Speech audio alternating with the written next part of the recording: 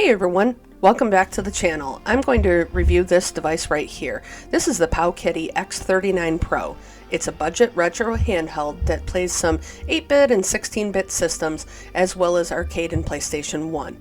I picked this up for $40 and it's actually not bad for that price. There was a regular version of this device released last year and now this is the Pro version. Honestly, I really couldn't find a whole lot of difference between the original version and the Pro.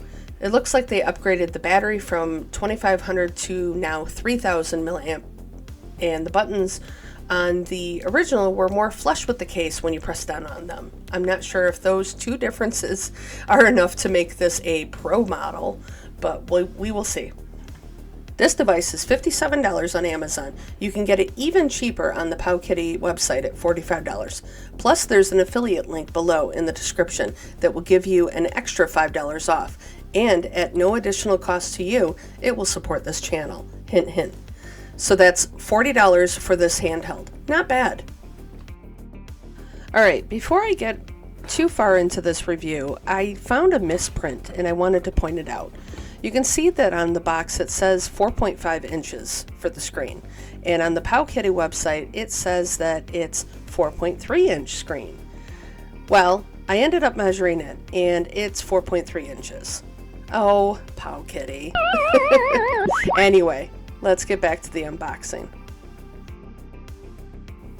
So the box is pretty simple. Just the device, a USB-C charging cable, no brick, and a booklet.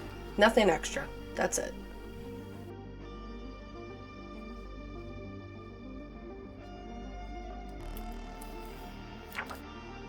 The screen size is decent. Start, select, and menu buttons are all on the front. It has one joystick. D-pad also feels pretty decent as well. And there's a front-facing speaker. That's pretty cool. You don't see that a lot. The buttons, they seem a little funky and pretty loose. At least they don't go all the way down flush with the case like the non-Pro version. But they're pretty loose, so we'll have to see how they play. On the top, we have the stacked shoulders L1 and L2 buttons, a power button, a USB-C charging port, a mini HDMI port, a headset jack, volume buttons, and the R1 and R2 shoulder buttons. On the back is just the model number, and it's for sure the Pro version. Also to note, the plastic is gritty, not slippery. It has a pretty nice feel to it. And there's nothing on the sides of the device.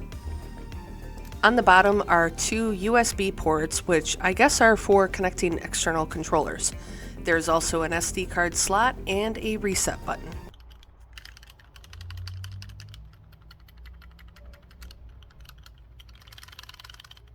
Alright, so let's go over the stats. The Powkiddy X39 Pro, it has 32 gigs of internal storage, a 4.3-inch IPS screen after I measured it. This supports consoles up to PS1, but only selected systems, as you'll see in the gameplay. The CPU is the same as the non-Pro version, as well as the RAM. The SD card that came with the device is 64 gigs, has a front-facing speaker, the battery is 3000 milliamps, and it has USB-C charging, mini HDMI port, and standard headset jack.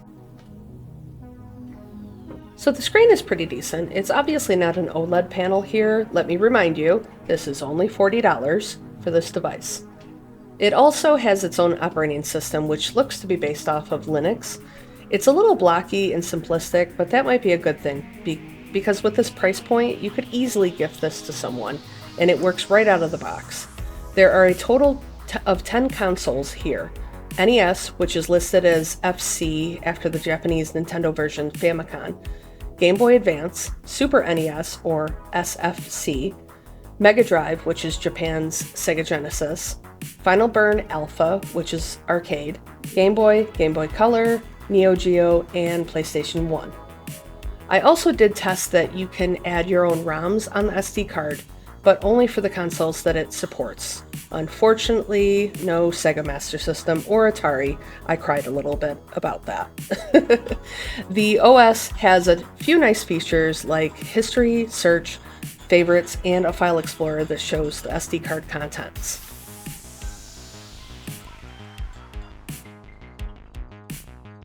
So all the games I played worked and didn't seem to have any issues. The buttons, even though they are a bit loose, aren't terrible, and I actually jammed on this for a while.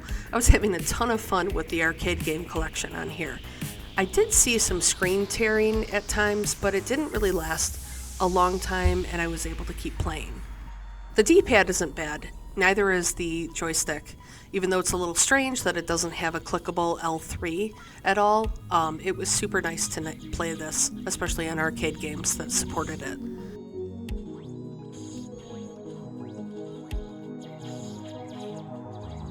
Tekken 3 on PS1 is very slow. I would say that it's unplayable, but you might be okay with it. Just depends on you, but it was hard to get some punches and kicks in there. I wouldn't recommend getting this device solely for playing PS1. Maybe look at that system as an added bonus to the device.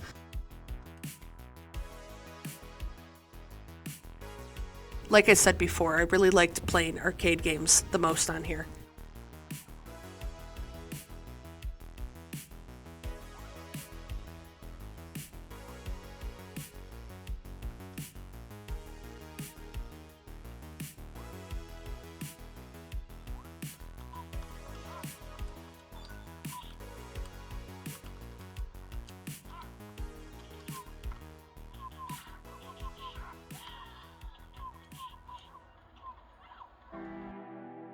So my final thoughts on the device. The price is great. If you use my affiliate link below, you can get the device for $40, which is well worth it, and you can support my channel, hint hint. The screen size is good. I'm talking more about the size than the quality of the screen itself. Although that isn't bad either. I'm not saying it's a super high quality at all, and the stretching of the games is weird, and even though there is some misprinting on the size, the point that I'm trying to make is that the screen is pretty good for $40. You're getting a 4.3-inch screen for $40. You really can't beat that. Also, there's a front-facing speaker. It's such a welcomed addition when a device has a front-facing speaker, and I wish that more companies did this. This is a tiny thing, but I did want to make note of it. There's no lag on the menu. When you hit the menu and you exit out of a game, there isn't any lag. Maybe it's just me, but that really stood out to me and made it easy to jump in and out of games. And the other feature is that there's a mini HDMI port. That's, again, pretty cool. I know I keep saying it's for $40, but it's for $40. The downside to the device: the buttons are thunky. They work, but I would like a little more resistance to them. They just seem loose. There's only one joystick, which is strange, but what's even more strange is that there's no clickable L3. Also, I did get some random audio stutter from time to time, depending on the game. And there's limited systems. No Sega Master System, no Atari. I mean, you can't add really any extra systems on here, so it's kind of limited in that feature. And this is a tiny thing, but there's probably not going to be any custom firmware. Just a speculation, but according to all the feedback that I have read about this device, I doubt that we will see any custom firmware. But who knows? There is an amazing developer named Black Seraph that occasionally throws out some custom firmware for the devices. But I wouldn't buy this for that mythical possibility, feature in the future at all. And the last thing is that the USB ports at the bottom are not working. I tried a few different controllers and I couldn't get the USB ports at the bottom to work. I even tried a flash drive thinking it might read through it, but that port just doesn't work. So I'm not sure what use they have or if they are even functional. However, it's not exactly a feature that I would really use on the device, so that's why I stuck this at the bottom. Overall, it's not a bad handheld for $40. I would definitely get this over another budget device like the Datafrog SF2000. I would recommend this to someone who is maybe just getting into retro gaming, or you could gift it to someone who isn't super tech savvy. I actually had a few friends play this device and they had a really great time and really liked it. So what are your thoughts? Are you going to pick one of these up? Let me know in the comments below. And as always, stay awesome and go play some games.